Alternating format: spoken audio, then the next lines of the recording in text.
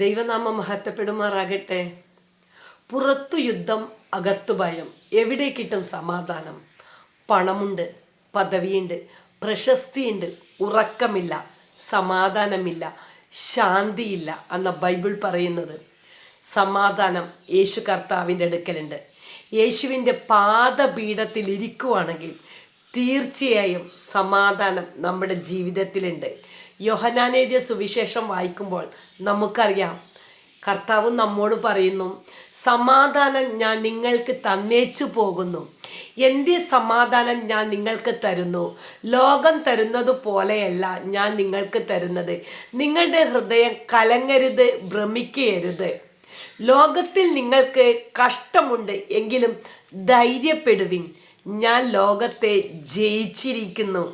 ഈ ജീവിക്കുന്ന ജീവനുള്ള ദൈവം പറയുന്നു, ഞാൻ ലോകത്തെ മുഴുവനും ഞാൻ ജയിച്ചവനാണ്, ഞാൻ നിങ്ങൾക്ക് സമാധാനം തരും. അതുകൊണ്ടാണ് ഒരു മത്സ്യത്തൊഴിലാളിയായ പത്രോസും ശിഷ്യനും വലയും പടകും മത്സ്യവും സകലതും വിട്ട് യേശുവിനെ അനുഗമിച്ച് ജീവിച്ചത്. യേശുവിന് പിൻഗാമിയായി പോയത്. അവിടെയാണ് സമാധാനം. ഈ കണ്ട ദൈവം തന്ന സകലതിനേക്കാളും വലിയൊരു സമാധാനം യേശുവിൻ്റെ പിറകെ പോയ ശിഷ്യന്മാർക്ക് കിട്ടിയിരുന്നു. അതുപോലെ യേശുവിനെ അനുഗമിച്ച് യേശുവിന് പകരക്കാരനായി ഞാനും നിങ്ങളും പോകുവാണെങ്കിൽ ഈ ലോകത്ത് കാണുന്ന സ്ഥാനമാനങ്ങളെക്കാളും വലുതാണ് യേശുവിൻ്റെ സമാധാനമെന്ന് വിചാരിച്ച് യേശുവിൻ്റെ പിറകെ പോയ കുടുംബങ്ങൾക്കെല്ലാം കിട്ടിയത് സമാധാനം, സന്തോഷമാണ്.